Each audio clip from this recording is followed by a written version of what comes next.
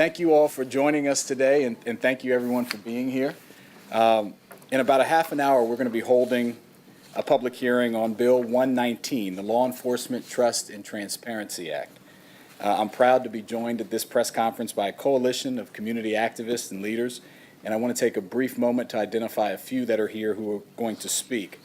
We are joined by Gustavo Torres, the Executive Director of CASA in Action. Thank you for being here.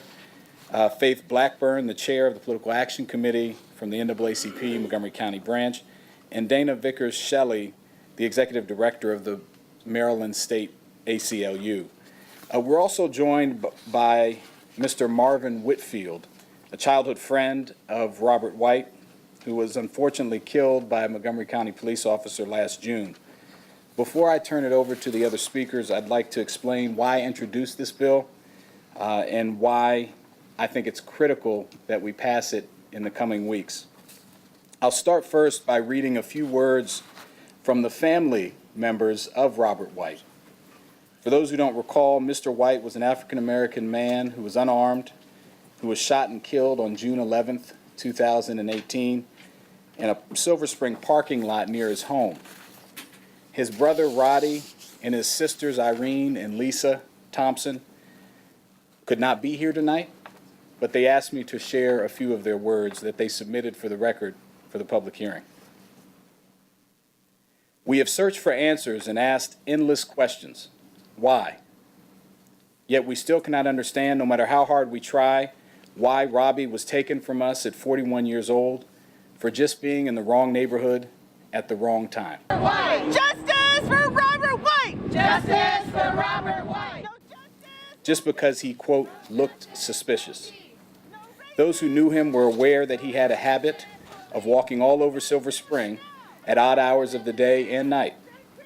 In his case, we call the situation being a black man walking alone in an affluent neighborhood and becoming a suspect by a police officer just because he was black.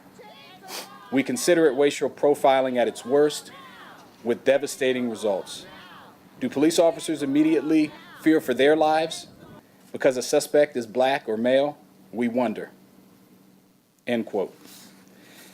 If we listen to these words carefully, we hear something very important: the roots of distrust, the destruction of the relationship between our local communities and our local police, particularly between communities of color. The case of Mr. White is heartbreaking. You need only watch the body cam footage, and you see this was a case where anything that could go wrong did go wrong. I stand here today as an elected member of the Montgomery County Council, but I also stand here today as a black man who knows firsthand the anxiety and the fear that comes with being profiled by the police, just as Mr. White, I believe, is profiled. When I first introduced this bill, I spoke publicly from the dais in an effort to describe what I had faced, as many other people of color have faced, in their interactions with police. I said it starts with fear. Your heart races. You feel flushed and you're anxious. You start going through the list of everything you've been taught about how to stay alive with situations with the police. Now think about that for a second. As a black man, and for many people of color, the first thing that comes to your mind is how to stay alive when you see a police officer. Not what your civil rights are or what argument you may make to get out of the traffic violation. Nothing like that. Instead, how do you stay alive? Period. So when Robert White purposefully moves away from the police officer, I've said and continue to say that's a rational response. A response honed over centuries of violence and decades of personal life experience. This is not hyperbole. This is real. This is an everyday reality for too many Americans. And this distrust grows and takes further root because we do not have the transparency and the accountability required to keep and maintain that trust. The case of Robert White tells the story.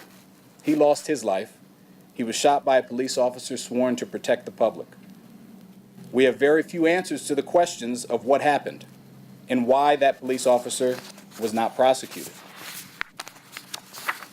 We should have these answers.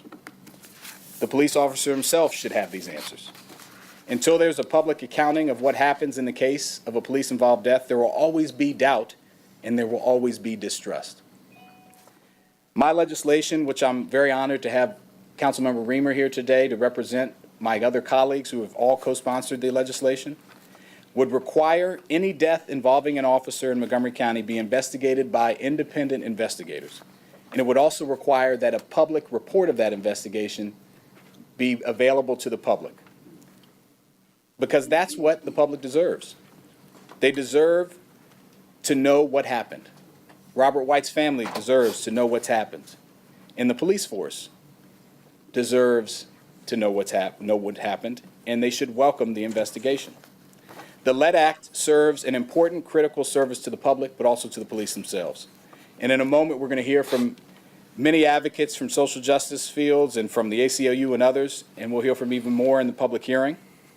But before I turn the microphone over to them, let me make one final critical point. Montgomery County has a great police department.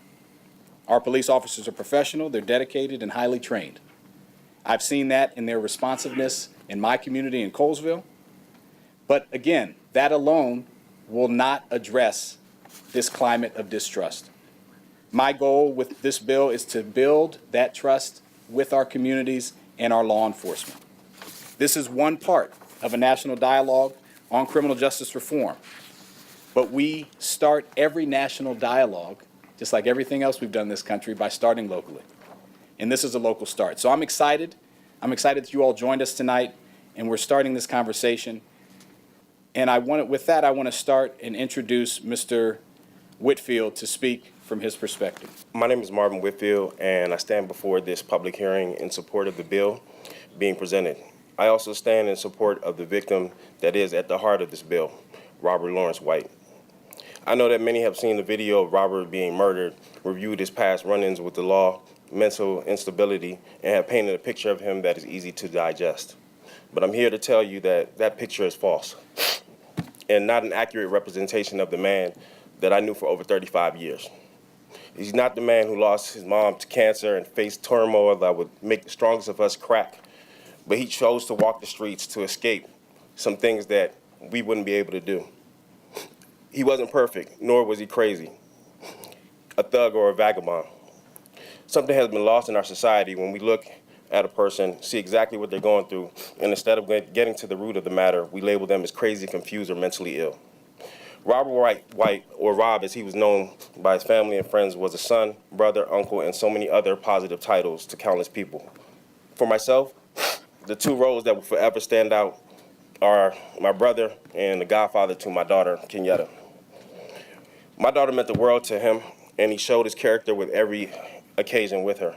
I can recall countless times in which I didn't have the resources to provide for her in a manner I saw as fitting, only to see Rob there for whatever I needed, a ride, food, ear to listen, and most importantly, a heart.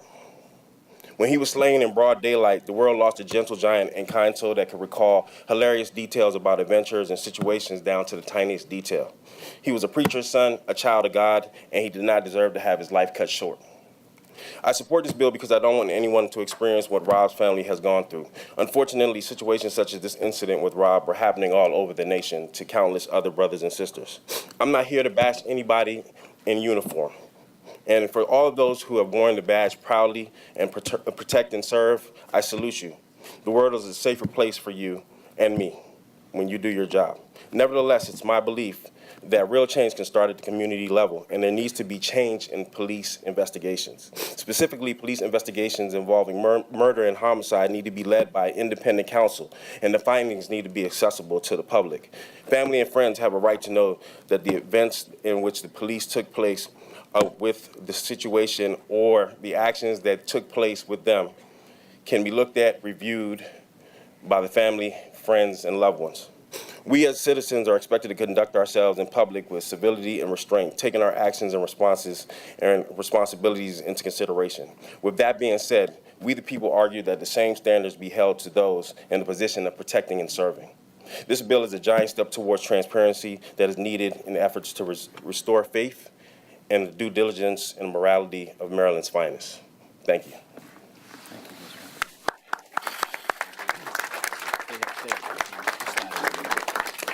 I want to have my colleague, Councilmember Reamer, make comments as well. Thank you, Councilmember Jawando. I'm really pleased to be here in support of your initiative. This is such an important topic, and I think the whole community shares in your loss of your friend, and I think we all have a reason why we're standing up here today. It's going to take a big coalition to make change in this area of policy. This is a very, very challenging topic. My own personal story, I was raised by two parents who were active with the ACLU in Oakland, California. In fact, when I was about 4 or 5 years old, my mother brought me to City Hall to testify on behalf of a police accountability issue. So I was raised on the need for citizens to be active in the conversation about police reform and police accountability. But now I'm today, here many years later, also have an additional personal stake in this. Not only am I in a position of responsibility as an elected official, but I'm married to a black woman, and I have 2 sons. And I know when I was a kid, when I was the age of my oldest son, I was already starting to get in trouble.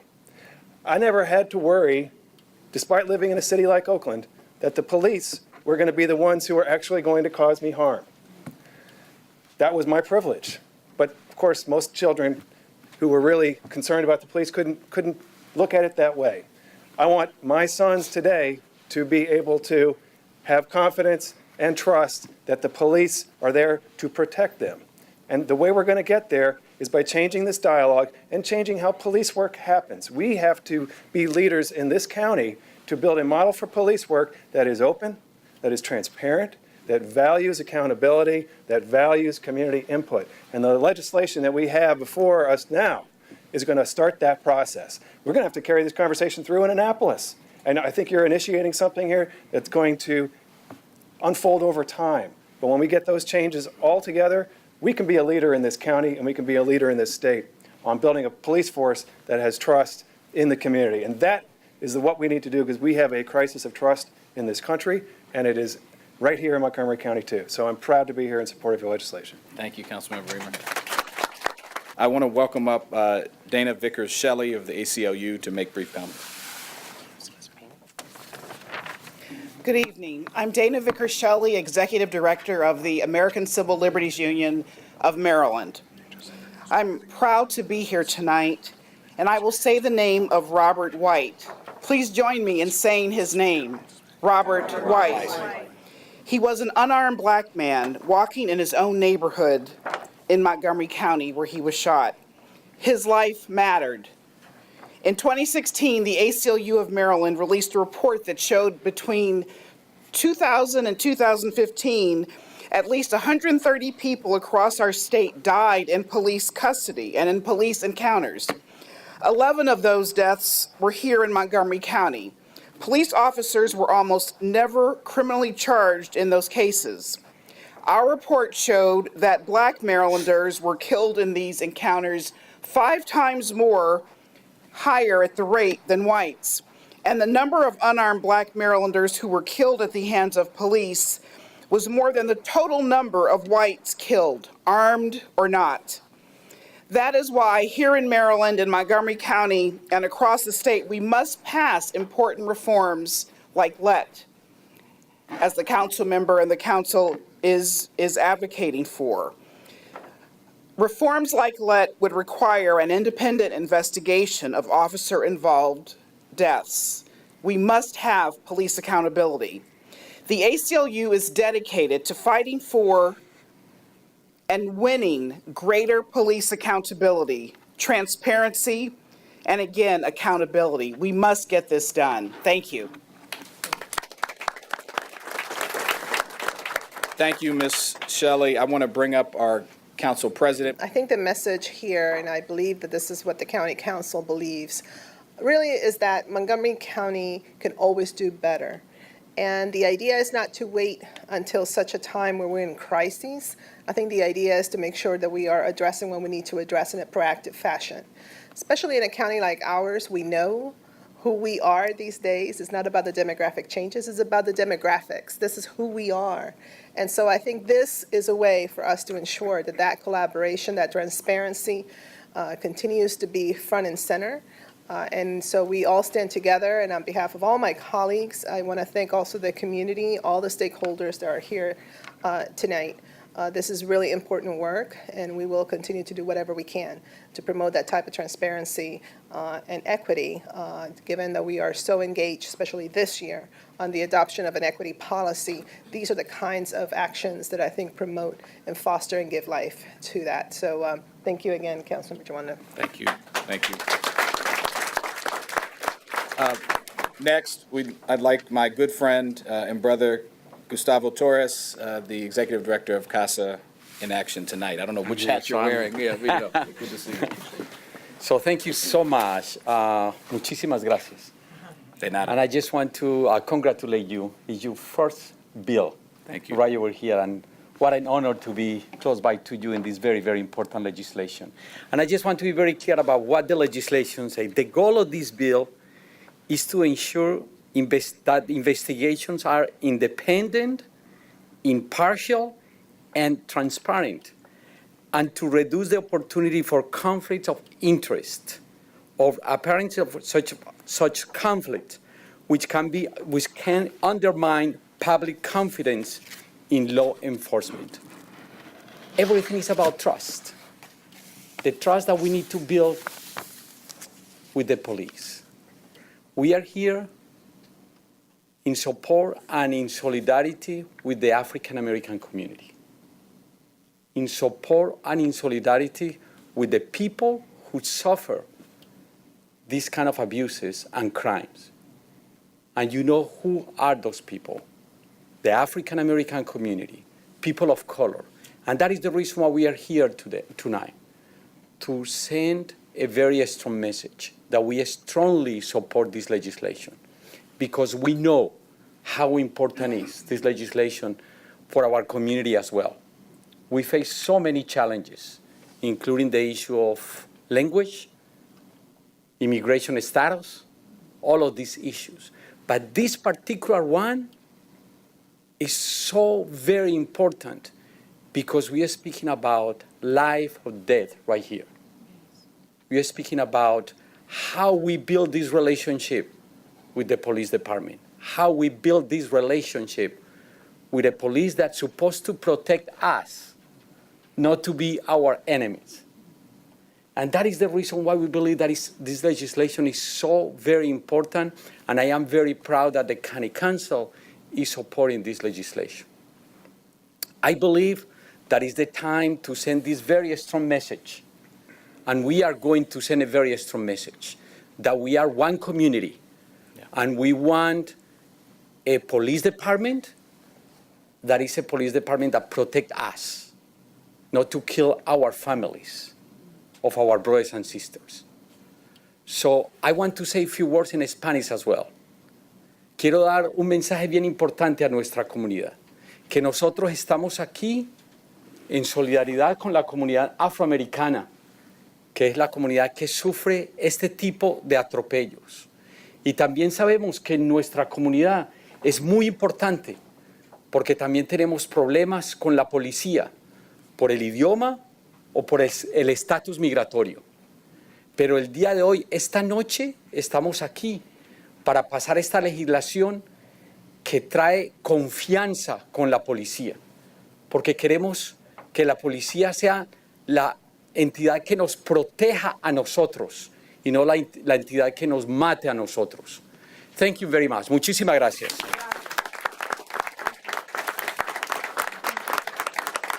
Thank you, Gustavo. And I'd like to hear now from the NAACP Political Director for the Montgomery County, Faith Blackburn. Thank you. Thank you. Good evening. As Montgomery County becomes a more majority-minority jurisdiction with 4 of the most diverse towns in the nation, the Montgomery County NAACP branches believes that the county must pursue law enforcement ethic that embraces diversity and implements policies and practices that allow this county to be safe and welcoming place for all its residents. According to the Montgomery County Police records, in 2017, Montgomery County Police documented 523 incidents of use of force, which include use of force in 1 out of every 37 arrests. There were 3 uses of deadly force in the police in 2017. 2/3 of all use of force incidents in the county involved people of color. While we continue to await the outcome of the Montgomery County Police Department's Internal Affairs Division concerning the officer involved in the Robert White shooting, we are not hopeful that there will be justice for Robert White. We believe that this bill will help the community have faith in the process used in determining whether a fair and transparent process has been pursued in this incident. Thank you. Thank you very much. And introduce yourself. I think this is Robert White's pastor, so make brief remarks.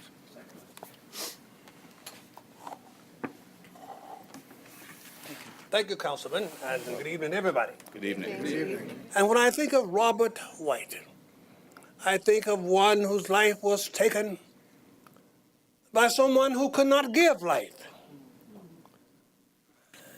Life is a gift from God, and we must value and respect each other. And to have had his life taken so soon says that proper value was not given to his life. And that's engraved in the history of our country. The value that we placed on people of color. 400 years. When I saw that museum, over 4,000 persons who had been lynched to death, and I'm not sure that how much progress we have made in our history. We see it, and I'm through. We see it on the southern border, where children are separated from their parents. Yep. We see it in trafficking, and we know about trafficking because our mothers and fathers saying, sometimes I feel like a motherless child a long ways from home because their children were sold from them into slavery. So the problem we're talking about tonight is the problem of Montgomery County. Montgomery County can be better than this. And it can be better if we make it better. Thank you very, very much. Good evening, ladies and gentlemen. This is a public hearing on Bill 1-19, Police Officer-Involved Death, Independent Investigation. For Group A, we have Chief Tom Manger. The county executive and I share your view that a department should be open and as open and as accessible as possible. The executive and the police department look forward to working with you to craft legislation that will accomplish those goals. Any officer-involved death is a tragic situation. Such incidents require a thorough, accurate, and impartial investigation. These investigations are complicated, time-consuming, staff and resource-intensive, and deserve the utmost care and attention to detail. Anytime a police officer uses deadly force, the public has a compelling need to know if that use of force was lawful and justified. The public wants certainty that an investigation has been done with the utmost integrity, and they want to know how the reviewing authority came to its conclusions regarding the lawfulness or unlawfulness of the officer's actions. The bill mandates that criminal investigations be made public. I should add here that the criminal investigations already are. I understand the public's desire to know that there is an external review when there is an officer-involved death. The state's attorney already has an agreement in place with Howard County that requires such a review. For example, the officer-involved death of Robert White on June 11, 2018. The Montgomery County Police Department conducted a thorough criminal investigation, turned that investigation over to the Howard County State's Attorney. The Howard County State's Attorney reviewed the evidence collected in this case. The evidence included eyewitness statements, body-worn camera video and audio, information from the involved officer's attorney, findings from the state medical examiner, ballistic evidence, and other forensic evidence collected at the scene. Once the Howard County State's Attorney Chief's Office completed their review of the case, they sent a letter informing me of their findings that the officer's use of deadly force was lawful and justified. We're committed to transparency and accountability. However, we're also committed to the best practices that ensure the highest quality investigation is done. The legislation as drafted may present some operational barriers to that end. The legislation will require the county executive to ensure an independent investigation by an outside law enforcement agency. Simply put, the county executive does not have that authority to do that. He is being mandated to do something that he does not have the authority to do. This could be fixed by amending the bill to state that the county executive may seek an outside investigation. This would give the county executive the authority to work with another agency on a case-by-case basis as needed, not requiring him to do something he cannot, in fact, control. The current reality is that while Montgomery County State's Attorney is working on an agreement with the Howard County State's Attorney, there is no such agreement in place between the executive branches of government between the two jurisdictions. At the very least, the legislation should not go into effect prior to an agreement being in place. One of the challenges in Maryland is that we don't have a state investigative agency, as do other states. Those agencies automatically take on and are equipped to conduct investigations of officer-involved deaths. Today's alternative would depend on a patchwork of agreements among jurisdictions that may or may not have the resources at any given moment to participate in the work required. I'm certain that no one, not the executive, not the council, nor the public, wants an investigation of diminished quality and professionalism. Thank you so much, Chief.